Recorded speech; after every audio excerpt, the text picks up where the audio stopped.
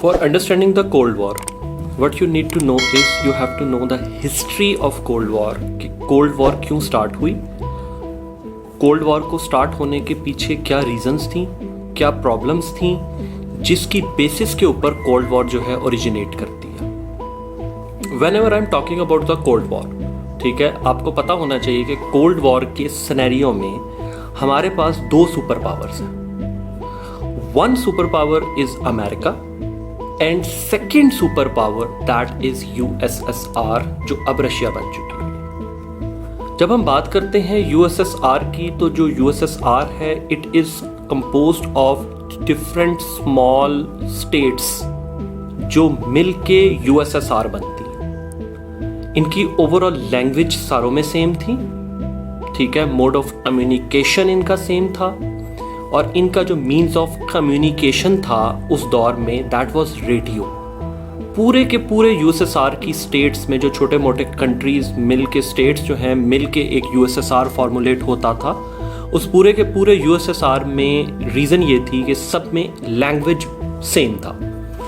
मतलब प्रॉब्लम ये है कि जब यूएसएसआर को पूरी दुनिया में कोई मैसेज पहुंचाना है तो वो यूएसएसआर ने क्या किया, वो मैसेज अपनी लैंग्वेज में पहुंचाया.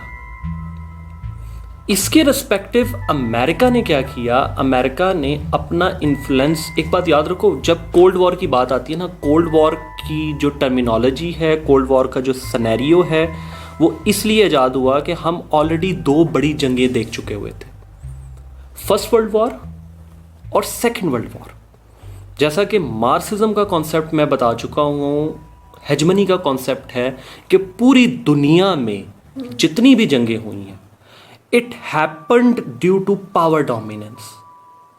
आपकी जो नीड है वो पावर डोमिनेंस है. आपने किस लिए जंगें की, आपने पावर डोमिनेंस के लिए की, ताकि आप चाहते थे कि पावर, आपकी डोमिनेंस पूरी दुनिया पे कायम हो जाए. That was the scenario. उस पावर डोमिनेंस के लिए, उस पूरे पावर के सिनेरियो को फॉर्मुलेट करने के लिए आपने फर्स्ट वर्ल्ड वॉर लड़ी और आपने सेकेंड वर्ल्ड वॉर लड़ी. और इस फर्स्ट वर्ल्ड वॉर और सेकेंड वर्ल्ड वॉर के लड़ने में you lost millions of lifes. आपने पूरी दुनिया में, इवन के सेकेंड वर्ल्ड वॉर में आपने एटम बॉम्ब से हिरोशिमा और नागासाकी पे जो हमला किया था, उसके बाद आज तक उन मुल्कों, उन दोनों सिटीज हिरोशिमा और नागासाकी में पैदा होने वाले बच्चे आज भी हैंडीकैप्ड हैं. मतलब इतने साल गुजरने के बाद भी, डेकेड्स पास ऑन होने के बाद भी, आज भी वो बच्चे एटम बॉम्ब, जो न्यूक्लियर वेपन्स आपने यूज किए, उसकी डिस्ट्रक्शन आज भी उसके रिजल्ट्स हमें मिल रहे. पहले इसके बाद एक चीज याद रखो कि जो यूएसएसआर और अमेरिका के बीच का जो मेजर डिफरेंस है वो इनकी आइडियोलॉजी भी है. One is a far supporter of capitalism and one is a far supporter of communism. America is the capitalism, USSR जो है वो communism. अब दोनों में ये सोच है, इन दोनों के बीच में आइडियोलॉजी डिफरेंस भी है, लेकिन सबसे हैरानकुन बात यह है कि वर्ल्ड वॉर्स में ये इकट्ठे थे. इन्होंने इकट्ठे जंगें लड़ी थी. किसके खिलाफ? जर्मनी के खिलाफ. दूसरी वर्ल्ड वॉर में हिटलर. देखो, हिस्ट्री इस तरह से है कि जब मैं फर्स्ट वर्ल्ड वॉर की बात करता हूं तो एक चीज़ याद रखें कि फर्स्ट वर्ल्ड वॉर की जब भी बात होती है तो फर्स्ट वर्ल्ड वॉर में अमेरिका जंग में दाखिल नहीं हुआ, सेकंड में हुआ, एंड पे दाखिल हुआ. फर्स्ट वर्ल्ड वॉर के एंड तक अमेरिका की पानी जो सेलर शिप थी वो जारी थी, तो उसको अटैक किया गया. अमेरिका ने वार्निंग दी, अमेरिका ने जर्मनी को वार्निंग की कि हम नहीं चाहते कि हम इस जंग में एंटर हों, we don't want to enter in this war. उन्होंने वार्निंग, वो कहा कि अब अटैक हुआ ना फिर हम एंटर होंगे. फिर अटैक हुआ, देन अमेरिका इस जंग में एंटर हुआ. बहुत ज़्यादा जंगें जाने गईं क्योंकि एक तरफ पूरी दुनिया की पावर थी और एक तरफ जर्मनी, टर्की और छोटी छोटी स्टेट. बात वही है that was a war between the different ideologies. क्यों? क्योंकि उन्होंने इनकी पावर को नहीं माना, उन्होंने इनकी हेजमनी को जो है तस्लीम नहीं किया। They did not accepted their hegemony, जिस वजह से इशू आया। अगर अमेरिका की हेजमनी, यूएसएसआर की हेजमनी ये छोटी स्टेट्स मान लेती, पावर डोमिनेंस मान लेती, तो जंग ना होती। फर्स्ट वर्ल्ड वॉर के फौरन बाद हमें इकोनॉमिकल क्राइसिस फेस हो गया। अमेरिकन हिस्ट्री में पहली बार अमेरिका के अंदर स्टॉक मार्केट का एक रूल था कि एक डिजायर्ड प्रॉफिट अचीव होता था ना, आप अपना पूरा का पूरा शेयर मार्केट से निकाल सकते हैं। That was the rule. Black Thursday and then black Friday, ये अमेरिकन हिस्ट्री के अंदर ब्लैक डे के तौर पे माना जाता है। क्यों? क्योंकि थर्सडे को 70 to 80% लोगों ने अपने जरा से प्रॉफिट के बाद अपना सारा का सारा शेयर उन्होंने मार्केट से निकाल लिया। What happen? फ्राइडे को सारे के सारे बैंक जो है वो बैंकरप्ट हो गए। लाजमी बात है, जब सारे के सारे शेयर निकाल दिया, हर बंदे ने शेयर निकाल लिया, तो वो जो गैप है वो तो बैंक ने फिल होना था।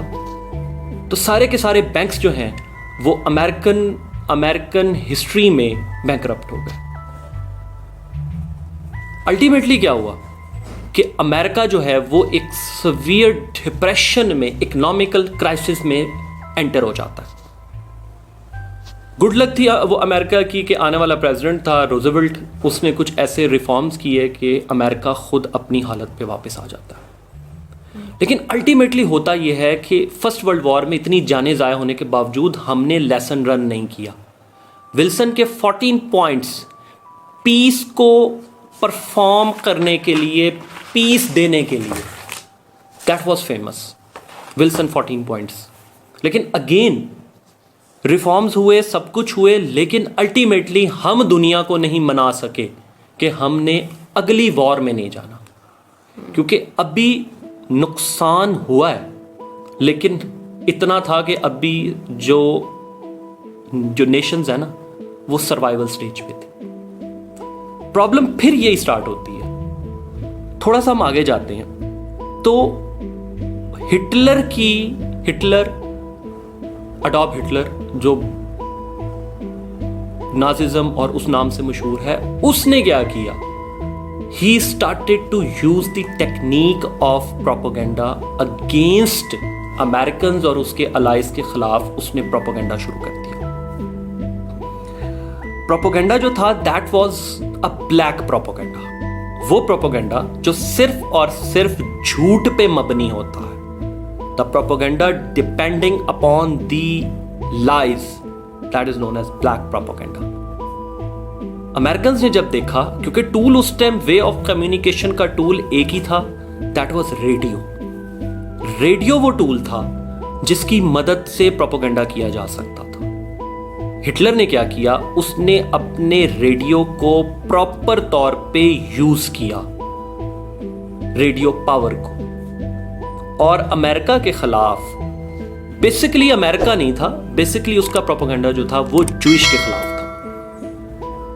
और ये हिटलर के अल्फाज थे कि उसने जितने जूइश मारे हैं, it is written in the history. और इवन के एंड पे उसने कह दिया था कि आज हिटलर आप लोगों को बुरा लगता है, आज आप कहते हैं कि हिटलर बुरा है, लेकिन दुनिया का एक टाइम आएगा जब मैं जो ये चंद जूइश छोड़ रहा हूं ना, चंद जूइश मैं छोड़ के जा रहा हूं, ये आपको बताएंगे कि why that Hitler was correct. Hitler ने आप लोगों पे, इस दुनिया पे एहसान किया था जूइश को ख़त्म करके। ये हिटलर के अल्फाज थे। आज आप सबको पता होना चाहिए कि अमेरिकन हिस्ट्री में आज भी अमेरिका में जितने बड़ा सा बड़ा बिजनेसमैन है वो जूइश है। अमेरिकन प्रेसिडेंट एक डमी होता है। सारी की सारी आइडियोलॉजी जो रन होती है वो जूइश लॉबी रन करती है। इसराइल एक छोटा सा स्टेट है और इसराइल को मनवाने के लिए क्या कुछ नहीं हो रहा। तो अडॉल्फ हिटलर ने प्रोपेगेंडा शुरू किया black, and that was totally depending, जो कहा जाता है that is totally depending upon lies, झूठ पे मबनी प्रोपेगेंडा था। अमेरिका को एक झटका लगता है। अमेरिका क्या करता है कि वो अपने सोशल साइंटिस्ट को बुलाता है और उनको कहता है कि just tell me one thing, now it's the time that we have to reply to that propaganda. उसके सोशल साइंटिस्ट कहते हैं sir we need decades and 2 decades to answer that propaganda। तो वो कहते we don't have the time, then what we will do. तो उन्होंने कहा sir give us the time, हमें वक्त दें, आप उसके झूठ का सिर्फ जवाब दें, आप दुनिया के सामने रेडियो पावर के साथ अपनी आइडियोलॉजी, अपना सच उनके सामने रखें। What America did, America used the technique known in the history of propaganda that is known as white propaganda. White propaganda is the propaganda in which you answer the truth. You answer the lies. उस झूठ का जवाब आप अपने facts and figures और argument से देते हैं। फैक्ट्स, फिगर्स और आर्गुमेंट से आप जवाब देते हैं जो झूठ आपके खिलाफ बोला जाता है। That is known as white propaganda. इसको हिस्ट्री में वाइट प्रोपेगेंडा के नाम से। ये तो चलें, ये तो प्रोपेगेंडा, ये प्रोपेगेंडा लीड होके आगे 2 नेशंस के बीच में प्रॉब्लम खड़ी होती है, जिसके बाद कोल्ड वॉर स्टार्ट होती है, क्योंकि वो भी हेजमनी थी, पावर डोमिनेंस थी कि who will won the corn, कौन थॉर्न पहनेगा, कौन अपने सर पे सेहरा सजाएगा। The war known as to be the super power। ठीक है, कौन सुपर पावर कहलाएगा। कोल्ड वॉर को कोल्ड वॉर इसलिए कहते हैं कि सेकेंड वर्ल्ड वॉर और फर्स्ट वर्ल्ड वॉर के बाद अपनी जिंदगियां, फौजियों की जिंदगियां, अपने financial barriers, financial disrupts, bank loans, क्या क्या कुछ नहीं हुआ। मुल्कों के मुल्क बैंकरप्ट हुए, लोन्स के अंदर चले गए, वॉर के expensive, defence budget rose to the heights. वो डिटेल्स अभी बाद में पढ़नी है, ठीक है। तो लोन्स इतने एब्रप्टली जंप किए, दुनिया के बड़े बड़े नेशंस जो थे वो अपनी जो डिफेंस बजट था उसकी एक्सट्रीम हालतों में पहुंच चुके हुए थे। वो बजट बर्दाश्त करना दुनिया के लिए आसान नहीं था। तो they give that now we need a full stop. अब हमें जंग को फुल स्टॉप लगाना है। सवाए एक नेशन के हु वांट वॉर, एक पूरी दुनिया का नेशन है जो पूरी दुनिया में चाहता है जंग हो, वो है अमेरिका। रीजन ये है कि अमेरिका का सबसे बड़ा एक्सपोर्ट जो है that is arms and ammunitions. War जो है वो अमेरिका के हक में बेहतर है, क्योंकि अमेरिका क्या करता है, अमेरिका हथियार दूसरे मुल्कों को बेचता है। अमेरिका का सबसे बड़ा ट्रेड जो बाहर के मुल्कों में है वो है आर्म्स, हथियार वो सप्लाई करना। जहाज सारे के वॉर वेपन्स हो गए, वॉर टेक्निक्स हो गए, बॉम्ब्स, एम्यूनेशन, गन्स, इवन के प्लेन्स भी, फाइटर प्लेन्स भी, वो अमेरिका का बहुत बड़ा जो ट्रेड है। तो जंग जो है, वॉर जो है, it is in the favour of Americans. ये अमेरिकन्स की फेवर में है and America like to be in war. अभी कोल्ड वॉर के बाद मिडल ईस्ट है, सारी की सारी टर्मिनोलॉजी है। कोल्ड वॉर को कोल्ड वॉर इसलिए कहते हैं कि दुनिया ने कहा now we need a full stop, हमें फुल स्टॉप चाहिए। अब हम फर्दर जंग बर्दाश्त नहीं कर सकते। We can't be in a war. War हमारे लिए सोल्यूशन नहीं है। We can't be in a war. We need peace. हमें दुनिया में अब पीस चाहिए। और थर्ड वर्ल्ड वॉर का मतलब है कि अगर हम थर्ड वर्ल्ड वॉर में एंटर होते हैं तो इट मीन्स दैट कि we are ending the world. हम इस दुनिया को खत्म कर रहे हैं, क्योंकि दुनिया, थर्ड वॉर का मतलब है कि now it will be the end. अब द एंड होगा। हम द एंड नहीं चाहते। We can't afford third world war, क्योंकि अगली जंग हथियारों की जंग नहीं है, न्यूक्लियर वेपन्स की जंग है। हम न्यूक्लियर वेपन फेंकेंगे, अगला भी न्यूक्लियर वेपन का इस्तेमाल करेगा। सेकेंड वर्ल्ड वॉर में एक के पास न्यूक्लियर वेपन था, अब एक के पास नहीं है। तो अगली जंग जो है वो न्यूक्लियर वेपन्स की जंग है। अमेरिका लकी था, उसके पास था न्यूक्लियर वेपन, उसने जापान के खिलाफ यूज किया। जापान के पास जवाब देने के लिए अगला न्यूक्लियर वेपन मौजूद नहीं था। But if third war happens, हमारे पास न्यूक्लियर वेपन्स है। अब we don't need rifles for fighting, हमारे पास न्यूक्लियर वेपन्स मौजूद हैं, हमारे पास सोशल मीडिया एक टूल है जंग का, and the third most important tool हमारे पास एरोप्लेन्स। हर चीज, अब हम वॉर में बहुत आगे निकल चुके हैं। दुनिया उस टाइम पे भी सेकेंड वर्ल्ड वॉर के बाद जंग अफोर्ड नहीं कर सकती थी। तो कोल्ड वॉर का मतलब यह है कि अपने दुश्मन को मारो खामोशी के साथ, इन्फ्लुएंस से मारो, अपने दुश्मन को इन्फ्लुएंस से मारो। कौन से वो इन्फ्लुएंस से? A new strategy in the history of the world evolved in the Cold War that is known as the communication strategy. कि अपनी कम्युनिकेशन स्ट्रैटेजी इतनी स्ट्रांग करो कि दुनिया आपके इन्फ्लुएंस में आ जाए, दुनिया आपकी आइडियोलॉजी को एक्सेप्ट करे। That is cold war. जंग, लफ्जों की जंग, लफ्जों की जंग, वर्ड्स की जंग, इन्फ्लुएंस की जंग।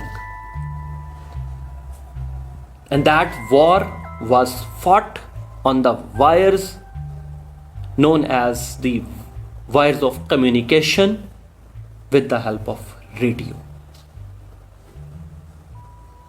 कोल्ड वॉर की सारी जंग, क्योंकि उस टाइम पे टीवी इतना स्ट्रांग नहीं था। वो अलग बात है कि टीवी ने बहुत जल्दी अपनी मार्केट बनाई, लेकिन कोल्ड वॉर का मेजर टाइम जो है वो सारा का सारा जो पोर्शन है वो जाता है रेडियो के नाम पे। What radio did? Radio was used as the war of the weapons, as a war for influencing the people with your ideology. That is known as Cold War. Summary अभी है, क्योंकि समरी पहले बताएं फिर इसकी डिटेल में मैंने जाना है। समरी ये है कि वाई, जो क्वेश्चन हर बंदे को पता होना चाहिए, वाई यूएसएसआर कोल्ड वॉर हारता है। I will explain it in only 3 points. Over confidence, poor communication strategy, and third again over confidence. Russia को अपनी ताकत पे गरूर था, रशिया को अपनी पुअर कम्युनिकेट। देखो मसला यह है कि जब दुनिया का एक बेवकूफ इंसान जो ये समझ ले कि उससे बड़ा अक्लमंद कोई नहीं है ना, over confidence, poor communication strategy and again over confidence, मतलब दुनिया का सबसे बड़ा बेवकूफ इंसान जब ओवर कॉन्फिडेंस का शिकार होता है ना, और वो ये समझता है कि मेरी कम्युनिकेशन स्ट्रेटेजी ही सबसे अच्छी है, वो हार जाता है। रशिया ने क्या किया? रशिया ने ये किया, रशिया ने अपनी स्टेट्स के गिर्द रेडियो लॉन्च किए। अपनी ही स्टेट्स, जो एक बहुत बड़ी उसकी स्टेट्स थी, उसी में सिर्फ अपनी लैंग्वेज में मैसेज पहुंचाया। मुझे ये बताओ कि सिंपल सी बात है, किसको आती है रशियन लैंग्वेज? बहुत कम। उनकी अपनी लैंग्वेज तो उनके लोग ही समझेंगे ना। तो आप तो अपनी स्टेट में पावर रन कर रहे हैं, आप तो अपनी स्टेट से बाहर निकले ही नहीं है। बीबीसी रेडियो ने और डिफरेंट चैनल्स जो उसके अंडर काम कर रहे थे, क्योंकि इसके लिए जो टर्मिनोलॉजी यूज होती है दैट इज वो कंटेम्प्रेरी वर्ल्ड मीडिया। पूरे मीडिया के बिग जॉइंट्स जो कॉन्ग्लोमेरेट्स थे वो अमेरिका के हाथ में थे। America was running with the power of conglomerates. उन्होंने 26 डिफरेंट लैंग्वेजेस में अपना मैसेज रिकॉर्ड किया और लोगों तक पहुंचाया। कितना 26 languages. And what Russia did? They used only one language. Only one language. And that language जो उनकी अपनी स्टेट्स को पता है, बस. तो कोल्ड वॉर को जीतने के पीछे द बेस्ट थिंग अमेरिका जो जीता, उनकी best strategy, best use of media and the best use of translation of message in different languages. That was the power and success of America. और इस cold war पे सोने पे सुहागा USSR ने क्या किया? यूएसएसआर ने अपने आप को इस कोल्ड वॉर के बाद एक जंग में धकेल लिया. वो थी जंग अफगानिस्तान की जंग. और इस जंग को हरवाने के पीछे अमेरिका ने जिस कंट्री का साथ लिया, दैट वाज पाकिस्तान. मतलब यूएसएसआर को हराने के पीछे अमेरिका के साथ साथ पाकिस्तान की वो पावर भी थी जिसने उसको अफगानिस्तान में वो शिकस्त दी. और उस टाइम पे पूरी दुनिया में जो कॉन्सेप्ट था तालिबान का, वो एंटर हुआ था. तो कोल्ड वॉर को कोल्ड वॉर इसलिए कहते हैं कि इसमें गन्स और वेपन्स यूज नहीं हुए. ये है वॉर ऑफ द जो टेक्नोलॉजी. प्लस जीत हार के पीछे सिंपल एक मैसेज है, that is the communication strategy. The country that won, it has a strong communication strategy, strong use of communication and strong use of media for influencing the people. That is the simple thing.